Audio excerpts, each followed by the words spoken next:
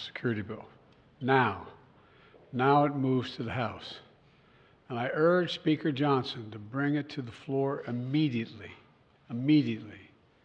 There's no question that if the Senate bill was put on the floor in the House of Representatives, it would pass. It would pass.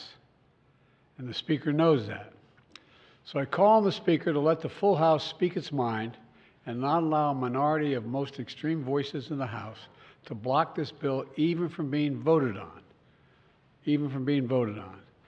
This is a critical act for the House to move. It needs to move. The bill provides urgent funding for Ukraine so it can keep defending itself against Putin's vicious, vicious onslaught. We've all seen the terrible stories in recent weeks. Ukrainian soldiers out of artillery shells, Ukrainian units rationing rounds of ammunition to defend themselves, Ukrainian families worried that the next Russian strike will permanently plunge them into darkness or worse. This bipartisan bill sends a clear message to Ukrainians and to our partners and to our allies around the world. America can be trusted. America can be relied upon. And America stands up for freedom. We stand strong for our allies. We never bow down to anyone, and certainly not to Vladimir Putin. So let's get on with this. Remember, the United States pulled together a coalition of nearly 50 nations to support Ukraine. We unified NATO, expanded it. We can't walk away now. That's what Putin's betting on. He just flatly said that. Supporting this bill is standing up to Putin.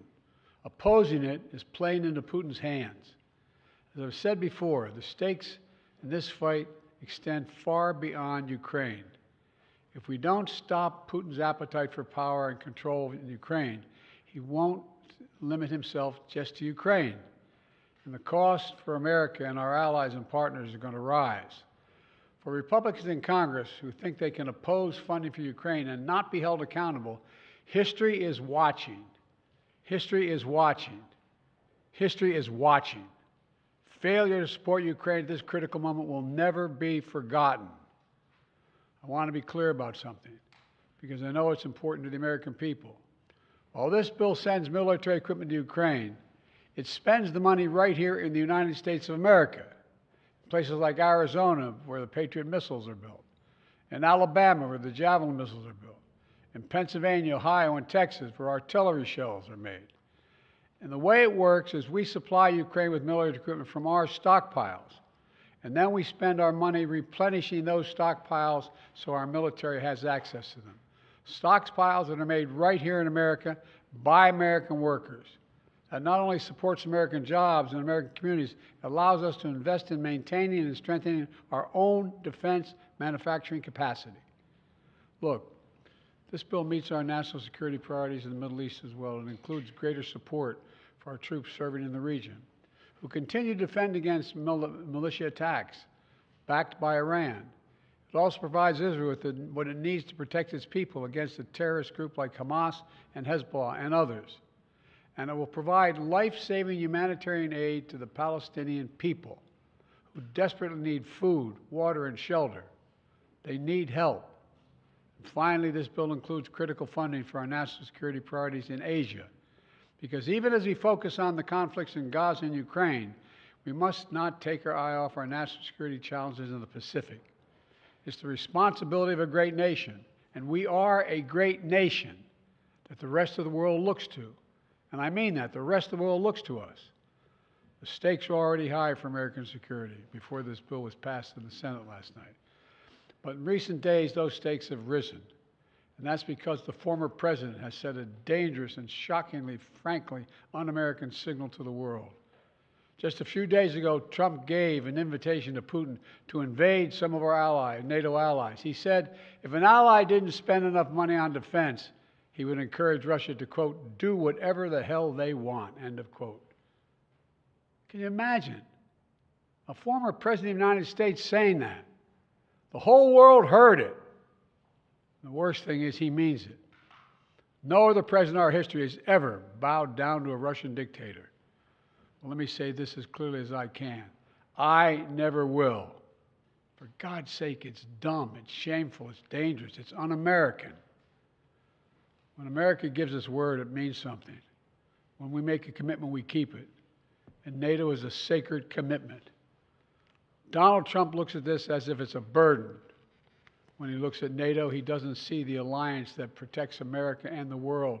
He sees a protection racket. He doesn't understand that NATO is built on the fundamental principles of freedom, security, and national sovereignty. Because for Trump, principles never matter. Everything is transactional. He doesn't understand that the sacred commitment we've given works for us as well. In fact, I would remind Trump and all those who would walk away from NATO, Article 5 has only been invoked once, just once in our NATO history, and it was done to stand with America after we were attacked on 9/11. We should never forget it. You know, our adversaries have long sought to create cracks in the alliance. The greatest hope of all those who wish America harm is for NATO to fall apart. And you can be sure that they all cheered when they heard Donald Trump and heard what he said. I know this, I will not walk away. I can't imagine any other president walking away. For as long as I'm president, if Putin attacks a NATO ally, the United States will defend every inch of NATO territory. Let me close with this. You've heard me say this before. Our nation stands at an inflection point in history, where the decisions we make now are going to determine the course of our future for decades to come. This is one of those moments. And I say to the House members, House Republicans, you got to decide. Are you going to stand up for freedom?